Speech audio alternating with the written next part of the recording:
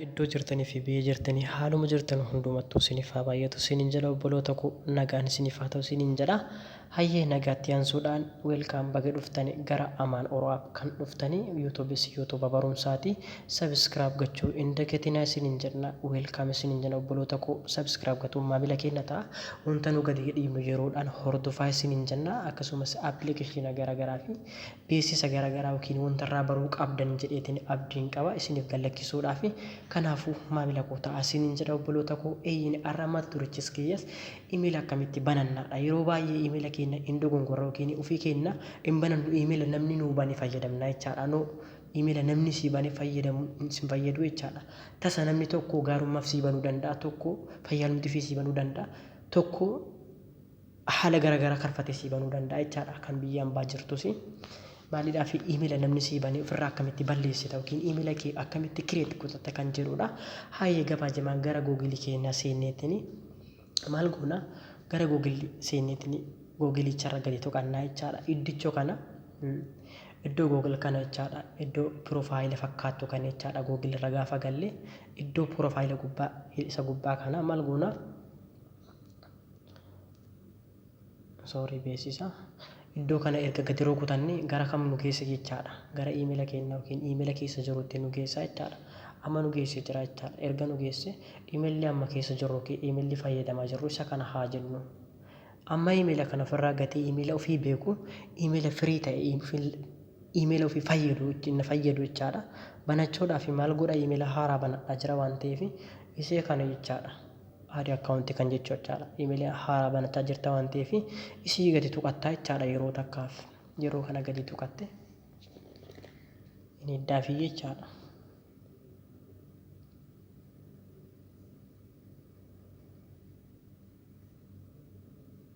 Garanatti si geessaa jechaadha. Erga kana si geesse kuni paatarnii silkii keetii jechaadha. Lakkoofsa dhachuu dandeetta, paatarnii dhachuu dandeetta. Kun qulfii qabu yookiin iskiriina kee irra jiru jechaadha. Ni bantaaf jechaadha. Ayyama kenniteefi.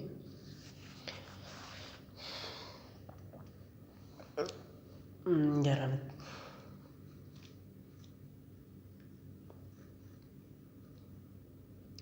Garanatti sii kenna jechaadha. Yeroo baay'ee iddoo kanatti dogongortuu obboloota koo imeela haaraa banachuudhaaf eessatti dogongortuu isa jalqabaa kana filattu jechaadha. No isa kana isin fayyadu jechaadha. Imeela haaraa ofii kireet kataa jirta waan ta'eef kuni iddoon inni si fayyadu imeela yookiin imeela qarabbaname asirratti galfachuudha yookiin imeela bilbila biraarraa garagalchuudhaaf iddoo kana si fayyada. Yookaan imeela haaraa kireet gotaa jirta waan ta'eef iddoon kun sin fayyadu jechaadha. Iddoo kana sin fayyadu jechaadha. Achumatti dhiiste gadi luftaa jechaadha. Isa laga jiru kana jechaadha. Isa kana kunoo isaan irra marii kana kireet akkaawuntii jechaadha. Akkaawuntii haaraa banaa jirta waan ta'eef isii lagaa kana bira dhaqxaa jechaadha. Erga dhaqxe hin tuqattaa jechaadha. Isa takkaa fi asirratti sii banaa jechaadha. Asitti foorma isaa ofii banachuu feetaa jechaadha. Akka tokko faara marii kana jechaadha. Jettaan isa irra gadi tuqattaa jechaadha. Garanatti si geessaa jechaadha. Erga garanatti si geessite qajeellaatiin hordofaa obboloota koo hin dogongorinaa isiniin jedha. Maaliidhaa fi warroonni imeela haaraa hordoftanii banuudhaaf fedha qabdan jechaadha. Asirratti maal godha jalqabni kun isa jalqabaa kanarratti jechaadha. Isa jalqabaa kanarratti maqaa abbaa keetii maqaa keetii isa lamaffaa kanatti maqaa abbaa keetii barreeffattaa jechaadha. Yookiin ati maqaa fideessa barreeffachuu yookiin maqaa biraas moggaafachuu dandeetta jechaadha. Mi'a nama maqaa biraa moggaafadhaa jechaadha. Mi'a Oromoo jedhe kan Oromoo kan jedhu kun akka maqaa kiyyaatti jechaadha. Lammaffaarra kan jedhu kun fakkeenyaaf akka bakka maqaa abbaa kiyyaa maal jedhu qaba yookiin abbaa kiyyaas godhuu qabu yookiin waan fedhe barreessuu achitti rakkoo hin qabu jechaadha. Fakkeenyaaf biyya koo fakkeenyaaf Oromoo biyya koo hin jedhee jira jechaadha. Fakkeenyaaf Oromoo kan jedhu sun akka maqaa kiyyaatti biyya koo kan jedhu akka maqaa abbaa kiyyaatti jechaadha. Barreeffadhee jechaadha. Wal harkistanii neekistii boodaa jettu tana isii kana jechaadha. Isii kana maal gootu ni tuqattu jechaadha. Neekistii kan jettu kana erga tuqattanii garanatti sin geessaa jechaadha. Erga garanatti si geesse guyyoota waggootaa fi baroota yookiin saala si filachiisaa jechaadha. Asirratti akkuma beekamu asirratti guyyaadha. Asirratti ji'a jechaadha. Asirratti waggaadha jechaadha. Laa kanatti jechaadha. Laa kanatti saala saala si filachiisaa jechaadha. Sadiin hundumaa qabadhaa jechaadha. Asitti maal kan guyyaas rakkoo hin qabu. Guyyaa waan of fedhe kennuu danda'a. Fakkeenya akkuma fakkee 25 yoo jedhe mi fakkeenyumaa jechaadha. Ati kasirrii barreessuu dandeetta kasirrees barreessuu dandeetta rakkoo hin qabu sun jechaadha. Okey gara lamaffaatti adda darba. Fakkeenya ji'oota naaf fide yuun faabiraalee maanchi naamin jedha. Fakkeenyaaf maarchii yuu jedhe jechaadha. Ji'a sirrees barreessuu dandeessa sobas barreessuu dandeetta rakkoo hin qabu. Yoo beekta ta'e likkisaa barreessuu yoo hin beekne ta'e adii rakkoo hin qabu sin jedha. Okey gara jiru gara waggaa kana haa dhufnu jechaadha. Waggaa maal ta'uu qaba asirratti wanti filattanii waggaa keessan itti galchite otoo hin taane waggaan 18 ol ta'uu qaba jechaadha. 18 ol barraa'uu qaba jechaadha. Maaliidhaaf bara 18 ol barraa'uu qaba jechaadha. Okey waggaa 18 ol achi gadi ta'uu hin qabu jechaadha. Kanaafuu maal jenna zimmi jenneetuma yookiin waan waggaa 18 hirribdeetti yookiin kasirrii ta'uu danda'a yookiin kasirrii ta'uu danda'a rakkoo hin qabu. Garuu maal ta'uu qaba waggaa 18 ol ta'uu qaba jechaadha. Waggaa 18 gadi hanayyamu waan ta'eef fakkeenyaaf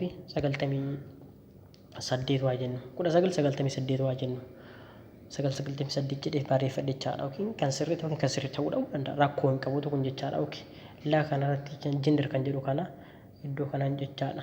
Iddoo kana jechaadha. Iddoo kana ni cuqaastu jechaadha. Iddoo kana yeroo cuqaaste kana isinii baa jechaadha.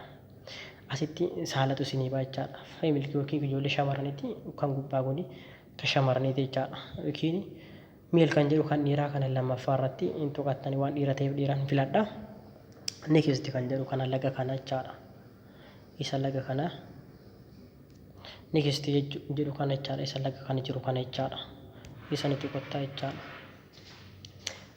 Amma emailli kan kee maal ta'e kireet ta'ee jira jechaadha. Gabaajamatti jechaadha. Akkuma beekamu kunoo kireet ta'ee si jira jechaadha.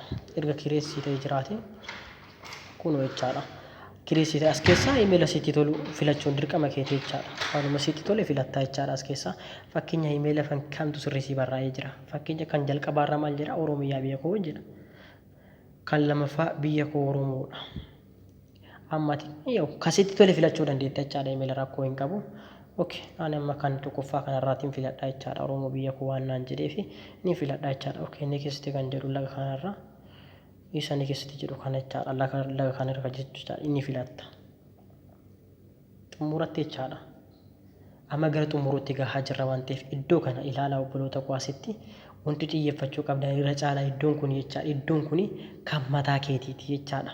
Kan mataa keetii jechuun koo paaspoora namni hin beekne feetu maqaa kee feetu lakkoofsa kee bilbila kee bakka waanuma sitti tole jechaadha. Garuu waan dagachuu hin qabne emaila kana gara bilbila biraatti geeddaruu yookiin waan biraatiin ittiin banuu dandeetta. Kana waan ta'eef inni kun si barbaachisaa jechaadha. Kana garuu dhoksaadha kuni maalidha dhoksaa icciitii kennaa kan jedhu jechaadha. Yeroo baay'ee kanaa kee ta'uun paaspoora kanaa yookiin emaila kanaan iddoo kanaan hatamaa jechaadha. Yookiin bilbila gara fedhii deebisuu dandeettu paaspoora kanaa jechaadha. Isa kana waan fedhii kan keetii godhachuu dandeetta jechaadha. Anamma emaila keetti galfadhee jira jechaadha. Akkuma beekamu emaila keetti galfadhee jira jechaadha. Isin dhuffachuu hin qabaante.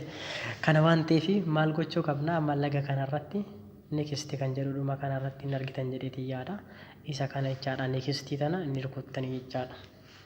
Maal godha paaspoora illee itti barreeffata garuu dagachuu hin qabdan iddoo kana jedha. Amma maal na godhe lakkoofsa kee itti galchisiin jedha. Feetu lakkoofsa kee ni galchita. Feeduu dhabdu iskii biyyattii irraa sin dabarta jechaadha. Illa kanatti jechaadha. Yoo feetes lakkoofsa itti galfachuu dandeetta. Yoo ittiin galchines rakkoo hin qabu jechaadha. Garuu sakuriitiif sii ta'a waan ta'eef ati yoo feete itti galfachuu dandeetta dhiisuus dandeetta jechaadha. Kun dirqama hin qabu jechaadha kun. Feetu lakkoofsa iddoo kanatti anamma biyya jiru waliin sinii fida jechaadha. Otomaatika sinii fida. Asitti feetu lakkoofsa kee yoo hin feene iskiif jettee kun laga kana jechaadha. Bitaa isaa jechaadha. Bitaan fakkeenyaaf lakkoofsa galchuu waan hin barbaanneef iskiif jedhee bira darbaa jechaadha. Laakan kana waan ta'eef banadhee jira. Emaila haaraa siniin jedha. Maashaallah kun banadhee naa banamee jira jechaadha. Oromoo biyya koo akkuma beekamu kunoo emailli haaraa banadhe kana jechaadha.